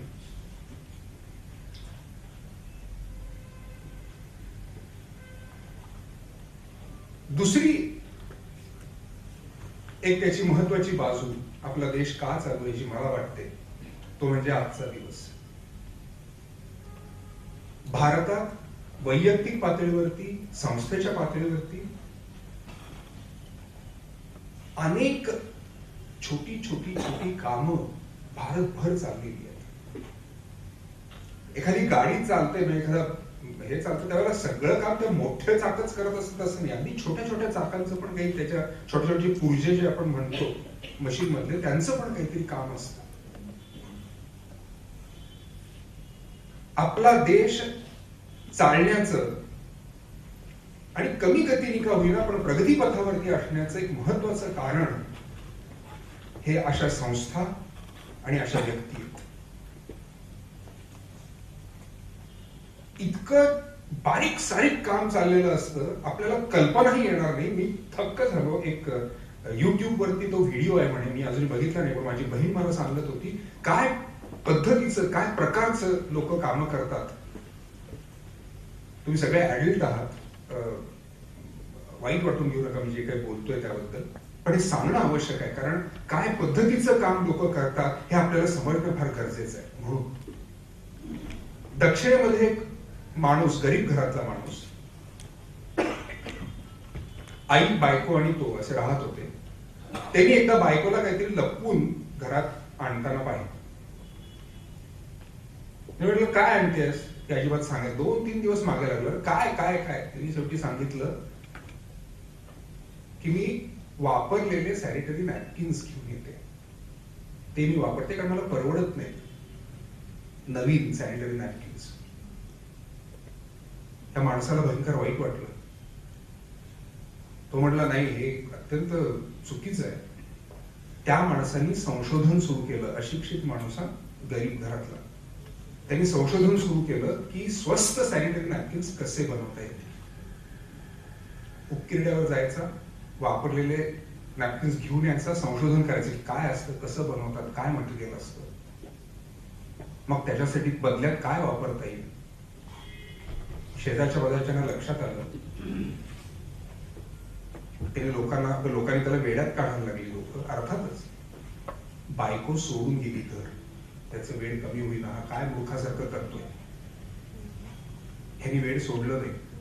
त्यांनी काहीतरी मटेरियल शोधून काढलं, सॅनिटरी नॅपकिन्स तयार केले स्वस्तातले आणि शेजारबाई गल्लीत सुरू केलं बायकांना द्यायला की हे वापरून बघा, मला सांगा कसं वाटतं. तुम्ही लक्षात घ्या ही सोपी गोष्ट नाही.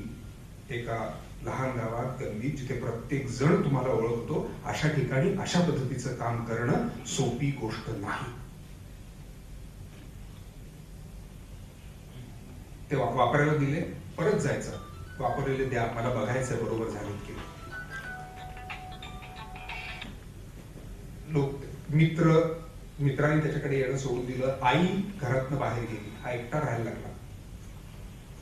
तो आज देखील हे असे सॅनिटरी नॅपकिन्स तयार करून एकट्याने गरीब घरातल्या बायकांना देतो, कारण त्याच्यामुळे येणाऱ्या समस्या सगळं डिटेलमध्ये सांगायची गरज नाही. हे काम करणाऱ्या माणसाची ताकद लक्षात घ्या. एकट्याने हा माणूस, अशिक्षित माणूस हे काम करतो. अशी कित्येक माणसं आत्ताच आपण चाफेकर सरांचं ऐकलं. ही माणसं जबाबदार आहेत हा देश चालवण्याला, माणसं सुद्धा.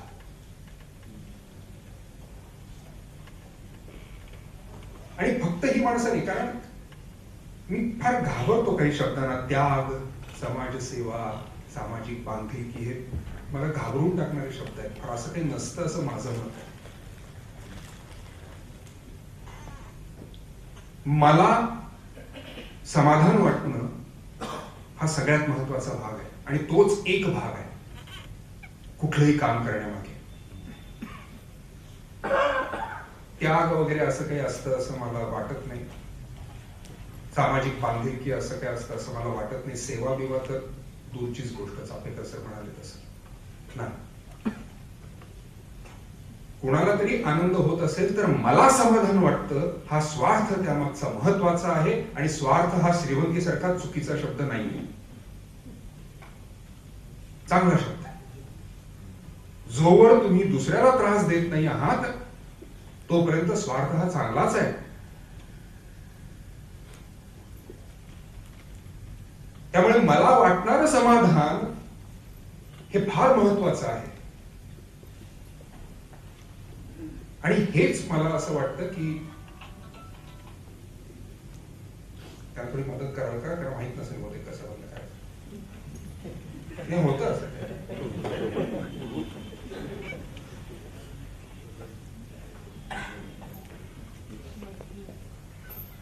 अर्जंट असेल तर घ्या, काय हरकत नाही. झाला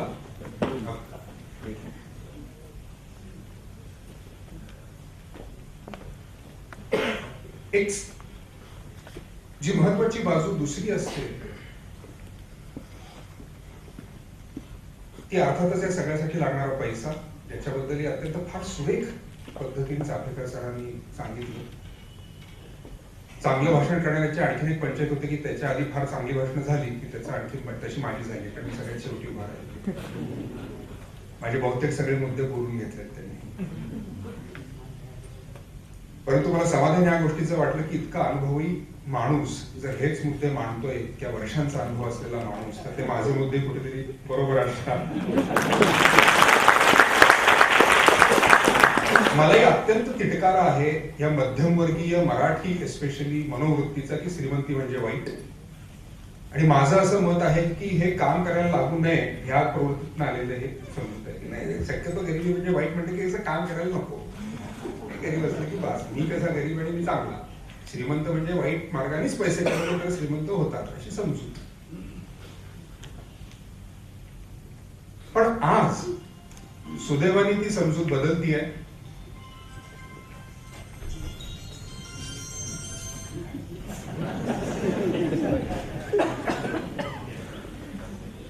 सामाजिक कार्याची खूप गरज आहे वेगवेगळ्या क्षेत्रामध्ये. पण आज ही प्रवृत्ती थोडी बदलती आहे, खूप समाधानाची बाब आहे. परंतु त्याच बरोबर काही व्याख्या पक्क्या करण्याची फार गरज आहे. त्या व्याख्यामध्ये सगळ्यात महत्वाची बाब ही पुरेसा पैसा. यातल्या पुरेसा या शब्दाची व्याख्या फार गरजेची. अवघड तर आहेच, बरोबर आहे, अत्यंत अवघड आहे. कारण काय आहे की खरं तर कसं करणार ना व्याख्या. आता 4 चाकाची गाडी ही 4 जणांना घेऊन जाणं हे त्याचं काम आहे. मग आता ती नॅनो असो नाही तर BMW असो, दोन्ही 4 जणांनाच घेऊन जातात. आता गरज ही कशी ठरवायची की आपल्याला आत्म आपल्या व्याख्येने ठरवायला लागेल. आणि इथे मला गांधी बाबाची आठवण होते. अत्यंत महान माणूस ज्याचा दुर्दैवाने फार कमी वेळेला अभिमानाने उल्लेख ह्या देशामध्ये केलाय. जास्तीत जास्त वेळेला त्यांना शिव्या घालण्याचंच काम आम्ही केलंय आणि त्यांची जी फिलॉसॉफी होती त्याला नीट समजून न घेणं हे या देशाचं सगळ्यात मोठं दुर्दैव आहे, राजकीय सामाजिक दोन्ही दृष्टीने. असो, गांधीजी म्हणायचे की गरजेपेक्षा जास्त पैसे जो माणूस कमवतो त्यानं त्या संपत्तीकडे विश्वस्त म्हणून पाहावं, ट्रस्टी म्हणून पाहावं. ट्रस्टी याची व्याख्या फार सॉलिड आहे डिक्शनरी मध्ये. माझा फोन वाजला म्हणून उचलत नाहीये व्याख्या वाचायला. ट्रस्टी इज अ पर्सन और an institution to whom a legal title to property is ensured to use for another's benefit. He trustee ह्या शब्दाची व्याख्या आहे. आता गांधीजींचं वाक्य लक्षात घ्या की माझ्याकडे जास्त संपत्ती आहे, मीच कमवलेली, मी त्याचा मालक नाहीये, मी त्याचा ट्रस्टी आहे. मला कुणीतरी त्या संपत्तीचा अधिकार दिलेला आहे, कुणीतरी मला या संपत्तीचा अधिकार दिलेला आहे की जो मी फक्त दुसऱ्याच्या बेनिफिटसाठी वापरायचा आहे. मी माझ्याच संपत्तीचा विश्वस्त आहे, मी ट्रस्टी.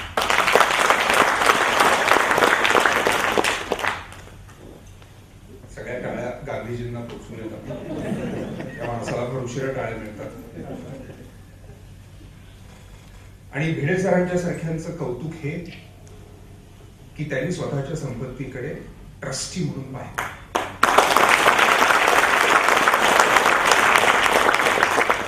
आणि त्याच्यासाठी व्याख्या ठरवणं गरजेचं असतं. मला एवढी संपत्ती पुरेशी आहे, ही माझी एक्स्ट्रा संपत्ती आहे, हे मान्य करणं गरजेचं असतं. आणि स्वतःच्या सुखसोयींचं एक लिमिट ठरवून घेणं फार गरजेचं आहे. त्याला काही लिमिटच नाहीये ना. ते काय 40 लाख रुपये होते ते खर्चून युरोपमध्ये दोघे गेले असते, काय बिघडलं असतं त्यांचं? काय त्याला कोणी विचारलं असतं जावडेकरांनी येऊन काय गेला बाबा युरोपला म्हणून? नाही विचारलं नसतं कोणी. किंवा त्यांच्या मुलींना त्यांनी देऊन टाकले, आनंदच झाला असता त्यांना. मुद्दा हा व्याख्येचा. आणि आज जेव्हा आपल्या अर्थकारणाला भारतात सूज आलेली आहे, शहरामध्ये राहणारे बहुतेक सगळे लोक आपण जे आपण गरजेपेक्षा जास्त पैसे कमवतो, आणि ही फॅक्ट आहे. आपण आपल्या गरजा किती वाढवतो हा वेगळा मुद्दा आहे, तो विचार करण्यासारखा मुद्दा आहे. जरूर विचार करा या व्याख्यांचा. परंतु आज भारताच्या परिस्थितीमध्ये ही ट्रस्टीशिपची व्याख्या स्वतःला लावून घेणं हे शक्य आहे खूप जास्तीत जास्त लोकांना. मध्यम वर्ग, उच्च मध्यम वर्गाची वाढणारी संख्या लक्षात घेता, श्रीमंत वर्गाची वाढणारी संख्या लक्षात घेता हे शक्य आहे आणि हे गरजेचं पण आहे. आणि म्हणून मी मगाशी म्हणालो तसं मला आज बरं या गोष्टीचं वाटतंय की या सगळ्या समजुती ज्या माझ्या मनाशी होत्या त्याच्यावर कुठेतरी शिक्का बसल्यामुळे खरं तर मलाच फार बरं वाटतंय की मी हो म्हणालो इकडे यायला आणि मला वेळ मिळाला नाही. कारण काय होतं की काही गोष्टींमुळे कॉन्फिडन्स येतो आपण जे काम करतो त्याच्यात. मगाशी जावडेकर साहेबांनी क्वेस्टचा उल्लेख केला. क्वालिटी एज्युकेशन सपोर्ट ट्रस्ट नावाची एक संस्थेचा मी भाग आहे. आणखीन एक महत्वाची जे मला बरं वाटण्याचं कारण आहे ते म्हणजे शिक्षणासाठी येणाऱ्या आदिवासी मुलींसाठी एक वसतिगृह पक्क बांधलं गेलंय आज तिथे. 100 मुली म्हणजे 100 कुटुंब, कमी संख्या नाही. आणि शिक्षण, कारण शिक्षण हा माझा अत्यंत जिव्हाळ्याचा विषय आहे. भिडे साहेबांच्या तरी माझ्यात एकच कॉमन गोष्ट आहे, म्हणजे COEP मध्ये आम्ही प्रवेश घेतला एकाच कॉलेजमध्ये, वेगवेगळ्या वेळेला. त्यांनी पूर्ण केलं, मी पूर्ण केलं नाही, परंतु त्याच कॉलेजला होतो एकत्र होतो. पण शिक्षणाबद्दल मला एक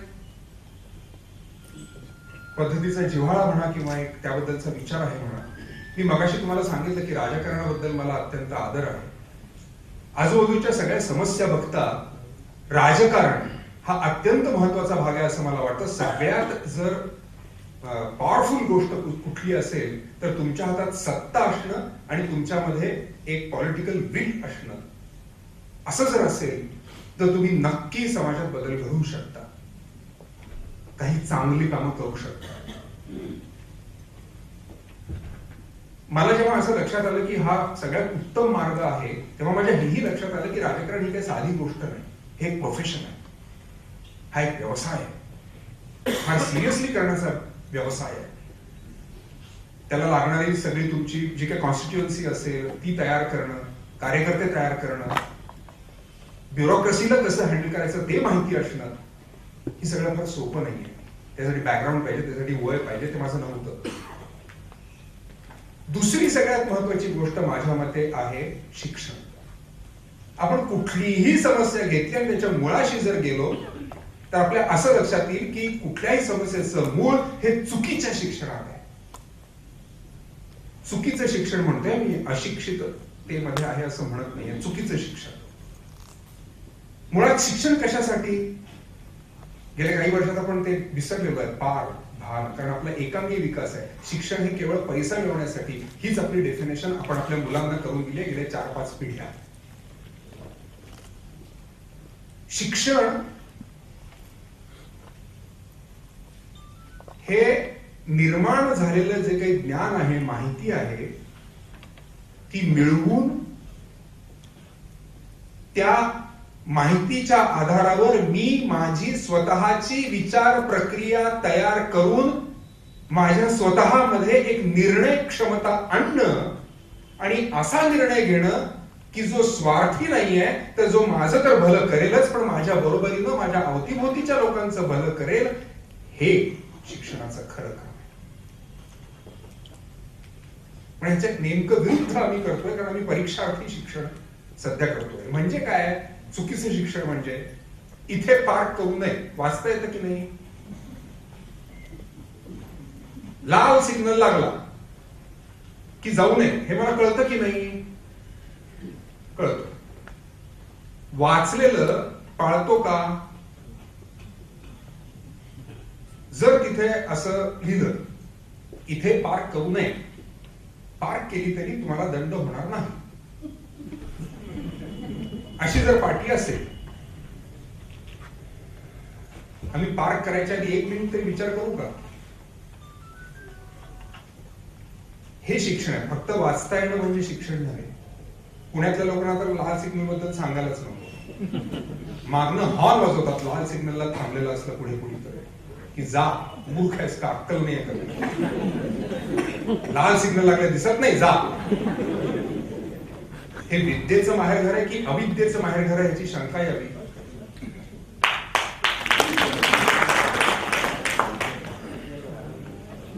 इतकं आमचं अशिक्षितपणा आमच्यामध्ये आहे. ह्या अर्थाने चुकीचं शिक्षण मी म्हणतोय. आणि म्हणून कुठलीही समस्या तुम्ही घेतली तर चुकीचं शिक्षण ही सगळ्यात मोठी मी नंतर चुकीचं बोलत असेल तर आपण नंतर लगेच बोलूया नक्की त्याच्याविषयी. पण मला असं वाटत नाही की मी चुकीचं बोलतोय. आपण नंतर बोलूया ह्याविषयी. आपण सगळ्यांचा वेळ नको घेऊया. माझ्या हातात माईक असल्यामुळे मी सध्या राजा आहे, त्यामुळे मला बोलतोय. नाही, मी होत नाही. मी त्याच समस्येवर पण व्यवस्थित बोलतोय.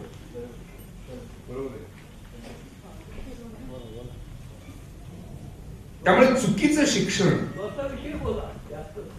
कशाचा? नाही, मी स्वतःविषयी नाही बोलत कधीच.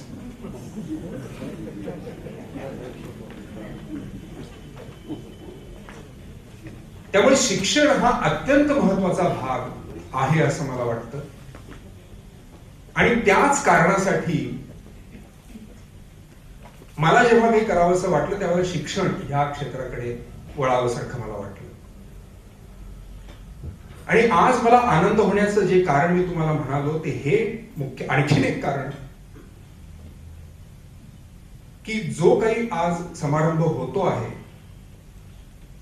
तो शिक्षण घ्यायला येणाऱ्या आदिवासी मुलींसाठी एक वसतिगृह तयार करणं ही मला फार महत्वाची गोष्ट वाटते.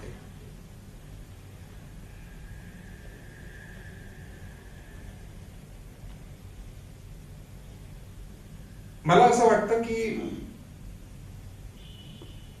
जे काही मी मगाशी म्हणालो छोटी छोटी चाकं ज्यांच्यामुळे आज आपण इथे आहोत एवढी लोक ऐकायला, एका व्यक्तीला सोडून कदाचित बाकीच्यांना माझं बोलणं पटलं असेल किंवा त्याची संख्या जास्त असेल, मला माहिती नाही.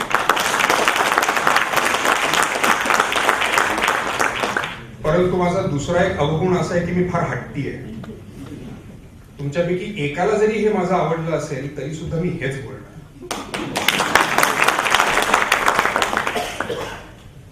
कारण हे खरं आहे अशी माझी समजूत आहे. अविद्या नाही, बेशिस्त. तो अविद्येच्यातनच येते बेशिस्त.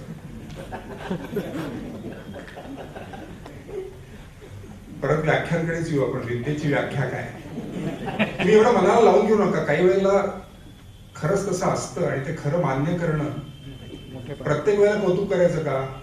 अजिबात नाही. 2 पार्ट्या गाडीच्या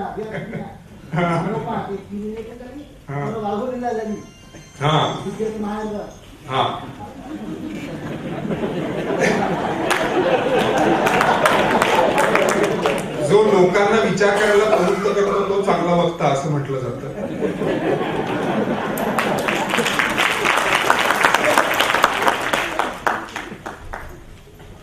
असो, आज कडू औषधाला मी वेस्टर्न गोड फार कमी लावलं.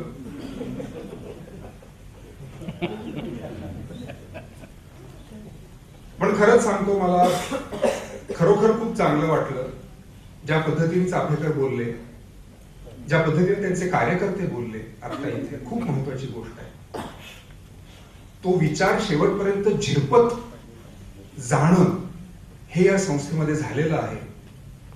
हे समाधान फार महत्वाचं आहे. आणि त्यामुळे मी आज इकडनं एक आत्मविश्वास, एक आनंद घेऊन जातोय. आणि त्याच्यासाठी विलास जावडेकरांचे खूप आभार, कारण त्यांनी मला इथे बोलवलं. माझं ऐकायला बोलवलं असलं तरी मला ऐकवलं ह्याचा मला जास्त आनंद आहे.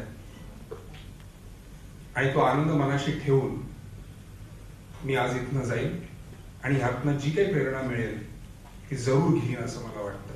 Thank you so much.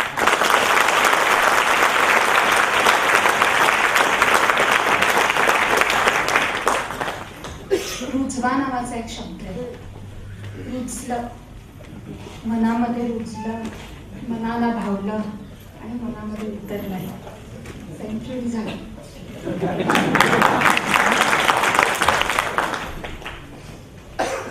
आपल्या कार्यक्रमाचे अध्यक्ष दिनेश भाई यांना विनंती आहे की त्यांनी मनोगत व्यक्त करा. मुख्य कारण म्हणजे काही महिन्यापूर्वी विराजींनी मला सांगितलं की एका पाटणपुरी नावाचं गाव आहे यवतमाळ जिल्ह्यामध्ये. आणि जेव्हा त्यांनी यवतमाळचं नाव काढलं, तुम्ही पुण्यात पाटणपुरी सारख्या गावामध्ये तुम्ही काय करताय? आणि म्हणून त्यांनी या प्रकल्पाची मला एक पुसटशी अशी माहिती दिली.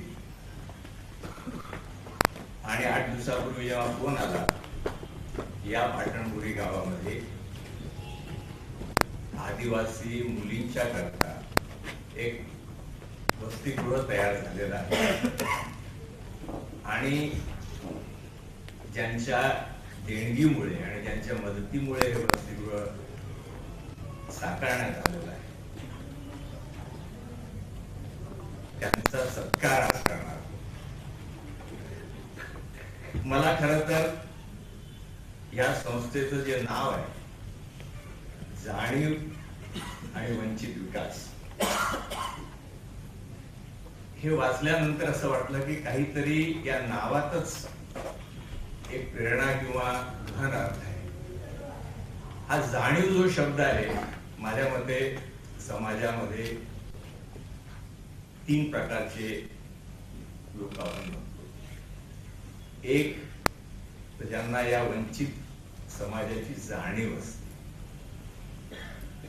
दुसरा गट असा आहे की ज्याला जाणीव असते पण तो त्याच्या सहभागी होऊ शकत नाही, त्याची केपेबिलिटी किंवा त्याची आर्थिक परिस्थिती असताना सुद्धा. आणि तिसरा घटक असा आहे की त्याला त्याची जाणीव असताना ती जाणीव चॅनलाइज करण्याकरता एक एव्हेन्यू मिळतो. आणि तो जो एव्हेन्यू मिळतो ते या वंचित विकास सारख्या संस्थांमुळे. आज अनेक लोक आहेत की ज्यांना समाजाकरता काहीतरी करायची उत्कट इच्छा आहे, परंतु कोणामार्फत ते करावं आणि ते केल्याने ते समाजापर्यंत पोहोचेल का याची खात्री नसल्यामुळे बरेच लोक इच्छा असून सुद्धा या कामामध्ये सहभाग घेऊ शकत नाही. आणि म्हणून वंचित विकास सारख्या संस्थांचं आज जे आपण इथे त्यांच्या कार्याचा आढावा घेतो ते याच्याकरता महत्वाचं आहे की हा विश्वास संपादन करणे किंवा हा विश्वास प्रपोगेट करणे, तुम्ही त्याला आमच्या मॉडर्न मॅनेजमेंट लँग्वेज मध्ये मार्केटिंग म्हणा, हे अत्यंत जरुरी आहे. मार्केटिंग हा शब्द योग्य जरी नसला तरी जोपर्यंत या संस्थांचं कार्य समाजाला कळणार नाही आणि शेवटी हे जे कार्य आहे हे पैशाशिवाय किंवा देणगीशिवाय किंवा समाजाच्या सपोर्ट शिवाय पुढे चालू शकत नाही. आणि म्हणून जेव्हा मला या संस्थेची माहिती विलासने पाठवलेल्या पत्रामुळे मिळाली तर मला असं वाटलं की यवतमाळ सारख्या पाटणबुरी गावामध्ये एवढं मोठं हॉस्टेल मुलींच्या करता होऊ शकतं. आणि त्याच वेळेला एक खिन्नता अशी की या 21व्या शतकामध्ये आपण भ्रूण हत्या हा समाजाला लागलेला जो कलंक आहे तो उराशी बाळगून आज आपण कार्य करतो. एकीकडे आपण असं म्हणतो की पैसा पाहिजे आपण लक्ष्मीची आराधना करतो, विद्या पाहिजे आपण सरस्वतीची आराधना करतो, शक्ती पाहिजे आपण दुर्गा माताची आराधना करतो. आणि त्याचबरोबर त्याच समाजामध्ये स्त्री भ्रूण हत्या हा जो कलंक आहे हा नुसता बोलण्याने किंवा विचार मांडून हा जाणारा नाही.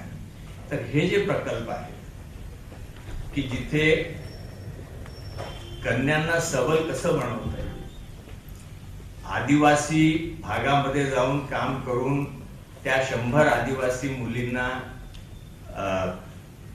शिक्षण देऊन त्यांच्या ज्या मूलभूत गरजा आहेत, मूलभूत गरजा अन्न निवारा हे सगळ्यांना माहिती आहे, वस्त्र सगळ्यांना माहिती आहे, परंतु शिक्षण याच्याशिवाय दुसरा पर्याय. आणि म्हणून शिक्षण हे नुसतं पुस्तकी नसून, जसं आता अतुलने म्हटलं की आपण कधी कधी गोष्टींचा विपर्यास करतो, त्यांना त्याच्यातून उपजीविका जो वंचित विकास संस्था मला वाटतं लातूरमध्ये बऱ्याच मोठ्या प्रमाणामध्ये त्यांनी हा प्रकल्प राबवलेला आहे. आणि या वसतिगृहाचं नाव जर तुम्ही बघितलं तर तिचं नाव सुद्धा त्यांनी ठेवलं चंडिका देवी वसतिगृह असं म्हणलं. आणि माझी आज एवढीच अपेक्षा आहे की या वसतिगृहातून निघणाऱ्या मुली या इतक्या सामर्थ्यवान व्हाव्यात, म्हणजे चंडिका रूप घेऊन त्यांनी अन्यायापुढे आणि अत्याचारापुढे खरोखर प्रबल बनून आणि सामना करावा. कारण आता सांगितल्याप्रमाणे की त्या मुलींना हॉस्टेलमध्ये का पाठवत नाही घरची मुलं, तर त्या हॉस्टेलमधली जी परिस्थिती आहे ती इतकी अनसिक्युअर्ड आहे की तिथे पाठवावं की नाही हा प्रश्न पडतो.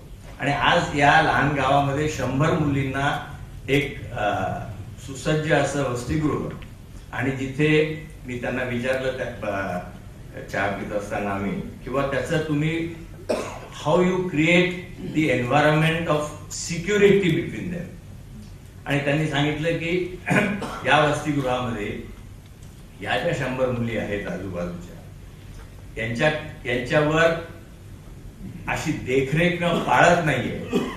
फक्त त्यांना जो सपोर्ट आहे, support from the local villagers of that village, आणि ही संस्थावर असलेला लोकांचा विश्वास.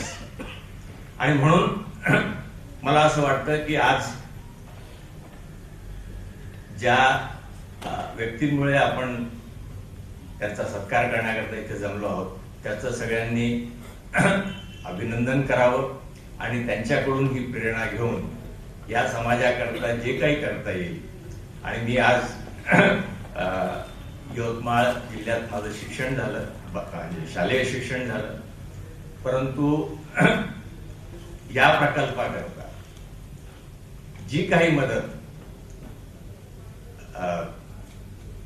लागेल किंवा जी काही मदत करता येईल, मी सरांना आश्वासन देतो की मी सुद्धा अशा प्रकल्पामध्ये सहभागी होण्याची इच्छा प्रदर्शित करतो.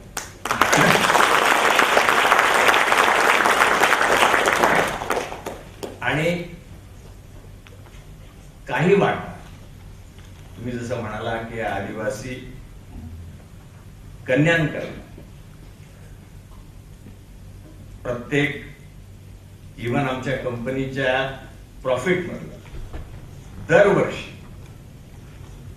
एकदम नव्हे तर 1% of the total profit we can keep it separate for these activities, specially for the adivasi. आम्ही कृतज्ञ आहोत. सुरेल एखादा कार्यक्रम व्हावा आणि एका क्षणी असं वाटतं की अरे थांबणार की काय, पण मला असं वाटतं की ही चढत चढणारी संध्याकाळ आणि कार्यक्रमाची रंगत पुन्हा भेटण्यासाठीच थांबली त्याच्या असता. आभाराचा कार्यक्रम नेहमी असा असतो की तुम्ही आलात तुमचे आभार, आम्ही आलो आमचे आभार, असं नाही. ही एक कृतज्ञता असते आपल्या सगळ्यांबद्दल, आलेल्या प्रमुख पाहुण्यांबद्दल, अध्यक्षांबद्दल, भिडेपती पत्नींबद्दल, सगळ्यांचे ऋणी आहोत. मला विशेष उल्लेख करायचा आहे की ही जी सुरेख निमंत्रण पत्रिका केली त्याचं डिझाईन करणाऱ्या अस्मिता जावडेकर, मुवमेंटचं डिझाईन करणाऱ्या मागे वर्तक, माझे सगळे सहकारी आणि SM जोशी सोशलिस्ट फाउंडेशनचे सगळे लोक, यांचे आम्ही ऋणी आहोत. जावडेकर सरांचे आभार मानणार नाही कारण ते आमचे कुटुंब प्रमुख आहे, ते आमच्याबरोबर असणारच. पुन्हा एकदा सगळ्यांना धन्यवाद. पैसायदान होईल आणि कार्यक्रम सुरू.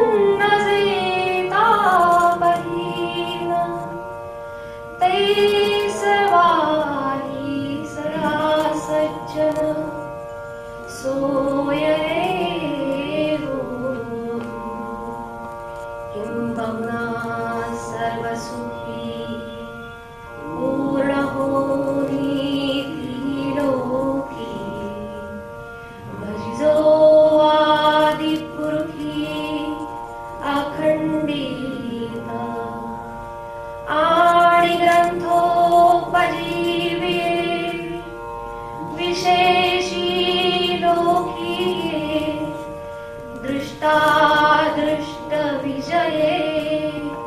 होवावे येथ म्हणे श्री विश्वेश्वरा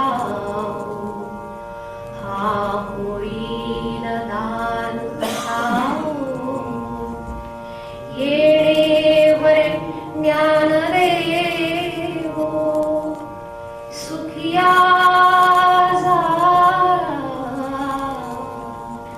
सुखिया सुखिया ओम शांती शांती शांती. रुपाली आमची कार्यकर्ती आहे. धन्यवाद रुपाली.